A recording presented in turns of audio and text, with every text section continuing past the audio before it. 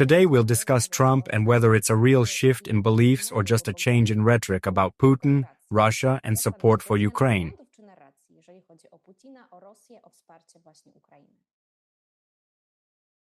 It seems to me that Trump is the kind of politician who needs to test certain matters for himself. This was evident at the beginning of his presidency, specifically in the way he spoke about Putin. His comments contradicted the general opinion held about the person who governs Russia.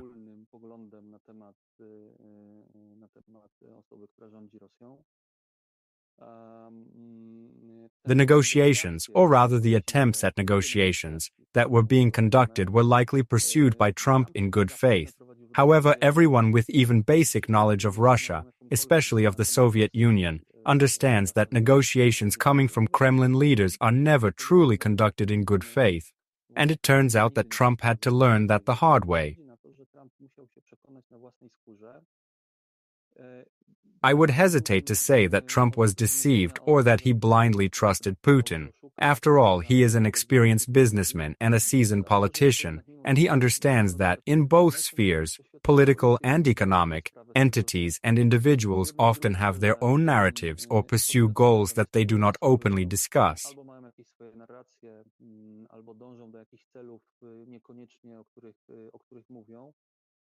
So I believe it is not that Trump fell for any tricks on Putin's part.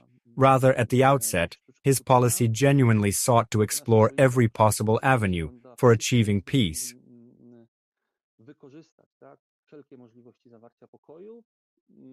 From our perspective, this approach was critically viewed.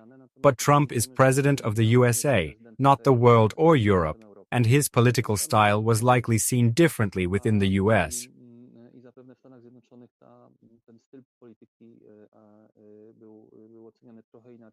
This was reflected in his approval ratings. Still, in recent weeks, Trump's views, or at least his opinion on Vladimir Putin, must have changed.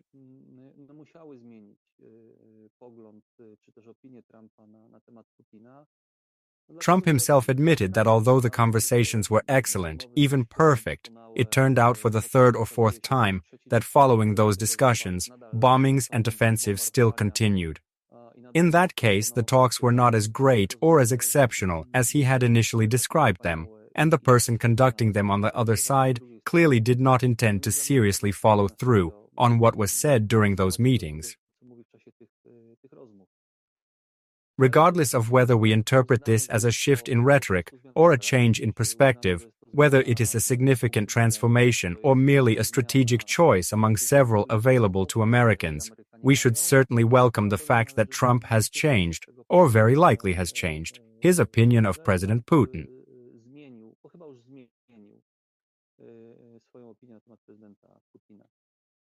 It seems he changed his mind, but might we wake up tomorrow to another shift, with Trump again calling Putin a friend?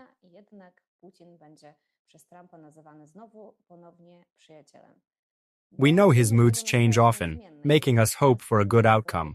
But knowing Trump, there's a high chance everything will flip hundreds of times more.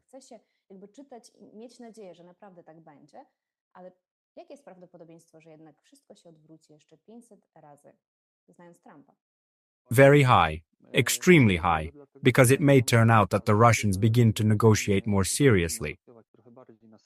Let us remember that these negotiations are still ongoing in Turkey, but the Ukrainians themselves admit that discussions with the Russians are focused exclusively on humanitarian matters. Nothing more. Russians refuse to discuss anything else and impose many conditions when they do. It could happen that the Russians sit down at the negotiation table, suspend part of their operations, demonstrate goodwill, and halt the bombings. And then Trump's opinion of Putin might change once again.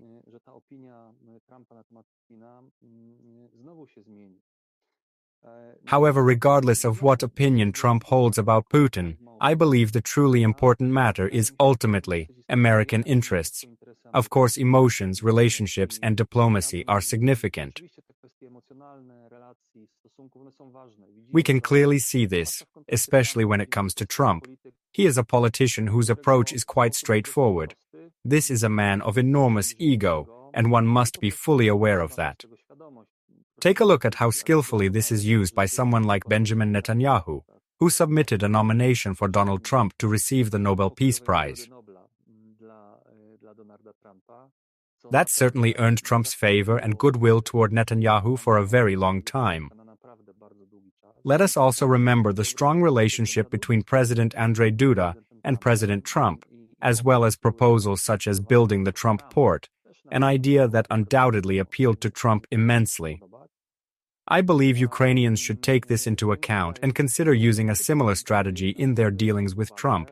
The Russians are aware of this dynamic and they use it very effectively.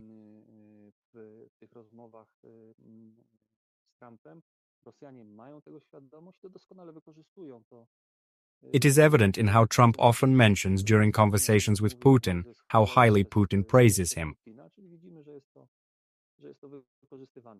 This reveals how much that dynamic is being exploited.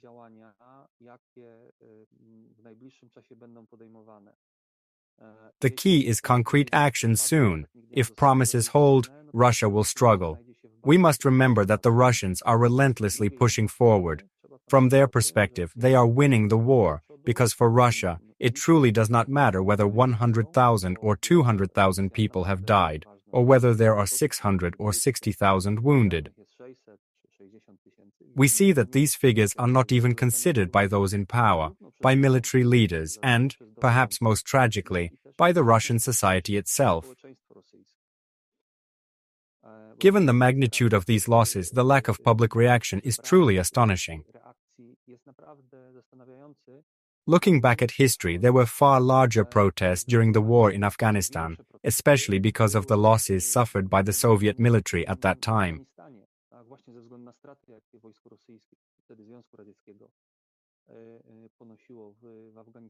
Today, Russian society is far more intimidated. As one expert put it, Russian citizens have been brainwashed by propaganda.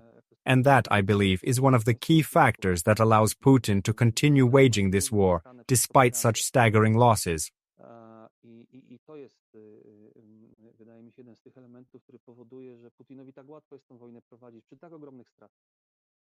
We are dealing with two major issues here. The first is the massive tariffs that Donald Trump has promised to impose on Russia. And the second is the refusal to supply Ukraine directly with military equipment, instead selling this equipment to Europe so that European countries can deliver it to Ukraine themselves. Were you surprised when you heard such a solution proposed by the United States? Absolutely not. This is entirely consistent with Trump's America First policy and aligns with what he promised during his campaign, that he would not pay for or continue financing the war in Ukraine. He emphasized very strongly that the United States is being treated unfairly in this situation. America provides weapons free of charge, while the Europeans sell weapons to the Ukrainians, who in turn are forced to take out loans to purchase them. So no, I was not surprised in the least. In this context, I would highlight two key points that you raised. First, direct sanctions on Russia aren't very significant since the US has limited trade with Russia. What is far more consequential are the secondary sanctions that Trump announced, targeting the countries that purchase oil and gas or conduct trade with Russia. That constitutes a far more powerful tool than tariffs of 100% on Russian goods. What sparked considerable controversy was the fact that Trump offered a full 50 days for countries to prepare or respond to this ultimatum. Why 50 days? Why 60 days? Why 1 hour? In reality, the ultimatum is not directed at Russia. It is not aimed at Putin. It is aimed at those countries that continue trading with Russia.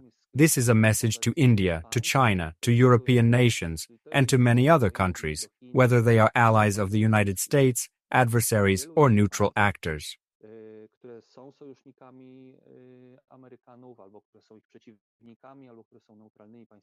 They are the ones who must use this time to reevaluate their commercial relationships. If they do not wish to face these secondary tariffs, they need to start limiting their trade with Russia. This is extremely difficult, and we must recognize that the introduction of secondary tariffs could be highly detrimental even to the Americans themselves. It may mean, for example, that many goods currently available in the United States will no longer be accessible, especially from China. The Chinese may well respond by saying, "We will not back away from our relationship with Russia."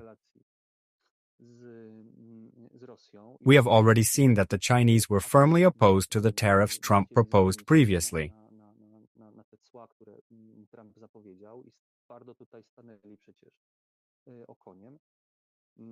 They stood their ground resolutely. That is why this 50-day period is not meant for Russia. It is meant for those countries that now must decide whether they wish to enter into conflict with the United States or withdraw from their trade ties with Russia.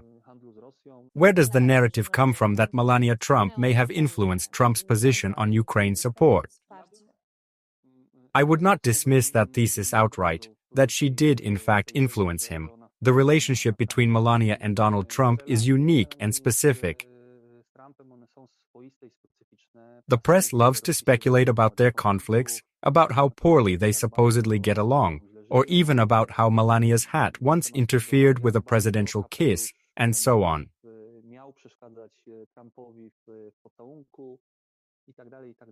Nevertheless, without a doubt, these are two strong personalities who share mutual respect and admiration. Both Melania Trump and Donald Trump have achieved remarkable success in their respective careers, and they are fully aware of that.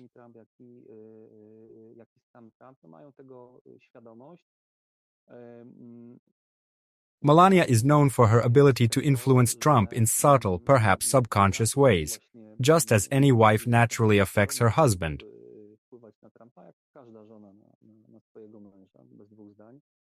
It is entirely possible that her remark, that it is difficult to call the talks with Vladimir Putin wonderful while another city is being bombed, was the drop that tipped the scale and caused Trump to reconsider his policy.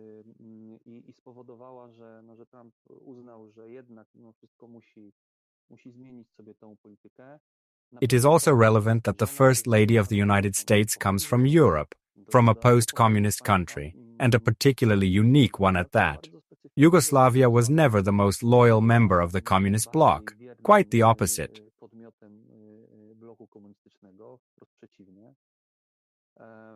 Its relationship with the Soviet Union during the Cold War was singular in nature. That certainly influences how conversations about Vladimir Putin unfold inside the White House, particularly between the spouses.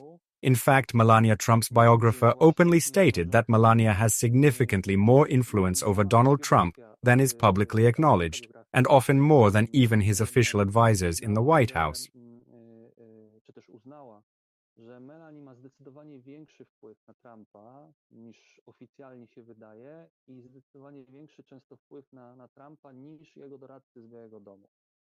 So although it is hard to say if hers was the decisive factor, I believe it is highly likely that it was one of the final elements, the last pebble that triggered the avalanche that resulted in Trump's recent statement.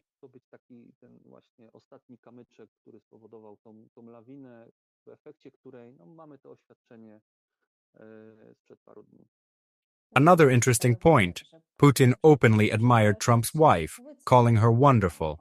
How might he feel now, disappointed that Melania didn't return his sympathy?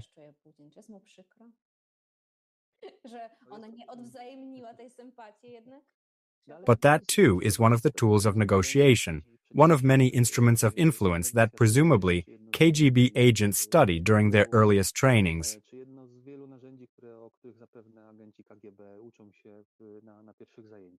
If you want to win someone over, do not compliment them directly, compliment them indirectly. After all, what could be more gratifying for a man than hearing how wonderful his wife is? Putin undoubtedly understood this dynamic and consciously used it. As for whether he is disappointed, absolutely not. I suspect he is not the kind of man who experiences such emotions in these circumstances.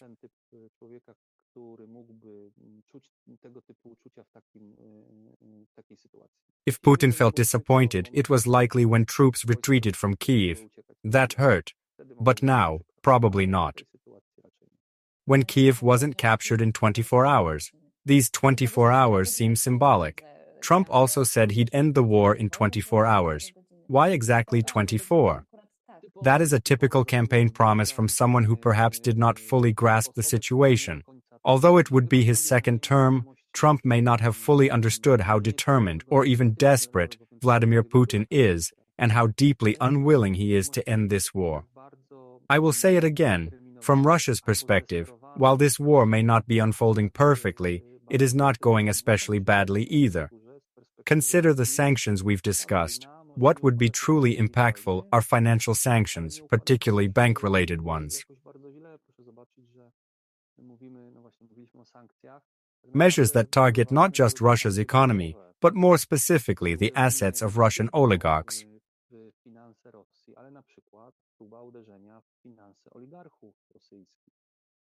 If such sanctions were imposed, remember, Russian oligarchs do not keep their money in Moscow banks. They hold their wealth in the West.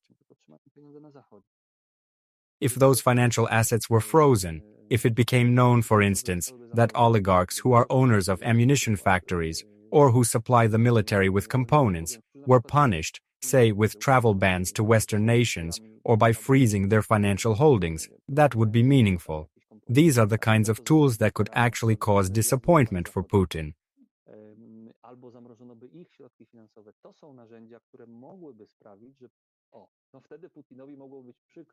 Because his own financial elite would see Putin not as a savior or restorer of Soviet glory, but as someone causing them to lose wealth.